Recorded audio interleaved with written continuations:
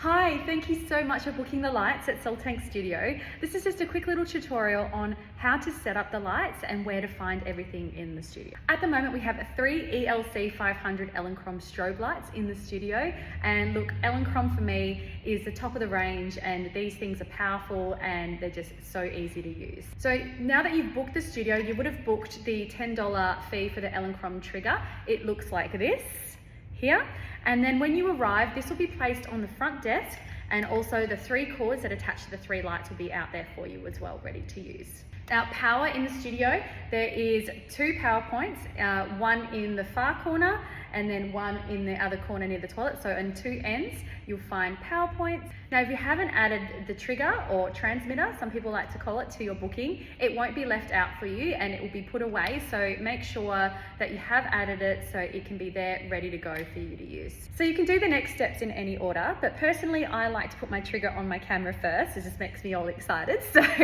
this is your hot shoe of your camera, and this trigger will slide straight onto your hot shoe. You can tighten it on. When you turn it on the side, it will light up, and then that should be connected. I set all of our triggers to, upside down, all, and they'll be on frequency 3. So all of that is set up, ready to go. So if you are more experienced in lighting, you're welcome to play and change your grouping and everything like that. But for general use, I set all the lights to all and frequency 3. So grouping and frequency channels and things like that can be a little bit confusing. So I like to set the trigger to all, which means if all 3 lights are plugged in and turned on, all 3 will fire at the same time. If you've just plugged 1 in, it will fire. If you just plug 2 in, it will fire both. So if it's set to all, whatever's turned on in the vicinity will all flash. So sometimes, you know, for an entry level or someone that's intermediate, just keeping it like that and turning them on and off like you want to use it is always a little bit easier. For the purpose of this video, I am just going to set up one light, and this is Martha. She's my favorite and she's been super loyal. She was one of the first lights that we got in the studio, and she's just been such a trooper. So these cords will be left for you at the front desk. So you'll find that one side has a connection like this, and that just goes underneath the light. And then the power, you can find 2 power points. There's one on one side of the studio, one on the other. So you can use any one just depending on where you set up. I'm gonna plug this in right now down here. There we go. And you will see, I don't know if you'll be able to see this in the video, but the on button will become red. All you need to do is hold that down, and you'll hear it fire up. You'll hear the sort of like an engine going off kind of thing, and that's how you know that it will be turned on. I like to sort of set them around 3 just to start with. Now the next thing to do is to test that it's actually connected. So we've got our trigger connected, it's set to all, frequency 3, and it looks like it's on, and our light is on here. So we are just gonna take a test shot. I'm gonna turn this around, and let's just see if it fires. Yep, and it fires, which is awesome.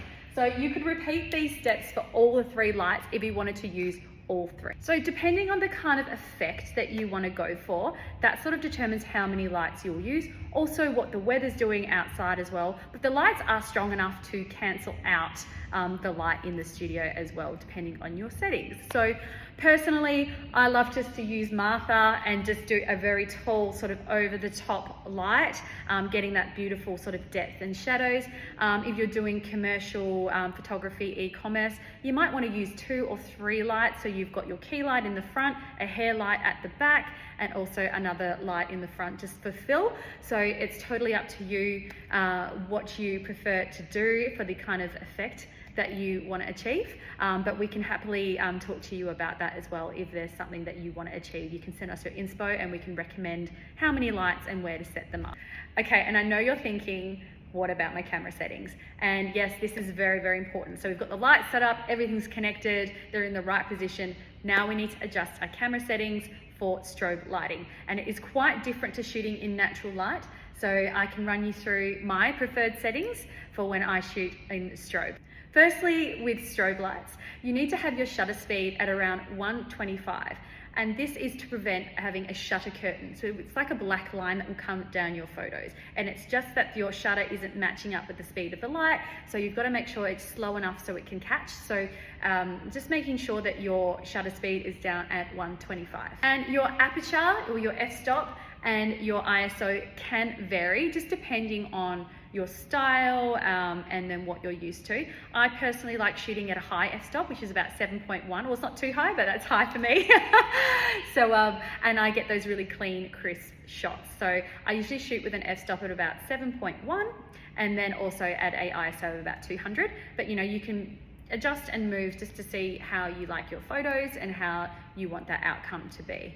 So you've got your camera settings the way that you want them, but you're feeling like the image is a little bit too dark or bright. You can, instead of turning it up in the back, say that your lights are high, you can go plus or minus on your trigger, and that will take it up 0.1 each time you go up or down. And then that will increase the brightness of the light. And if you're looking for just a slight little bit more fill, but you don't want to add an extra light, you can always put one of our reflectors on the opposite side of the light, and that will bounce the light back onto the subject. We also have a white wall, so that does the job a lot of the time for us. But if you're finding that you're shooting really tight and you want to bounce a little bit of light back onto the face, you can always use their white reflector. And if you want to absorb the light and get more of a darker bounce back, you can always use the black side of the reflector, which means when the light comes back, it will bounce back a little bit more darkness and create more shadows on the side of the face. What we recommend is allowing a little bit of time before your client arrives just to set your lights up so you can feel a little bit more confident, so when your client walks in, everything's set up, ready to go, and then you can get started. And if you're finding that strobe isn't for you, then we've got some continuous light options as well. We've got a Amaron continuous light, which is actually on me right now, and also a nan light projector, which is actually just a little light that then also has a projector attachment to it as well, but that acts as a continuous light too. So there are other options for lighting in case that you don't want to use a strobe light. And if this is still feeling a little overwhelming, that's totally fine. It can feel like that. Please email us or DM us if you've got any more questions in the lead up to your booking, and me, Jessie, will answer them for you. If you are a new client, I may be here to welcome you depending on the day and answer any questions in person, but if not, I'm always in DMs to be able to answer anything that you have.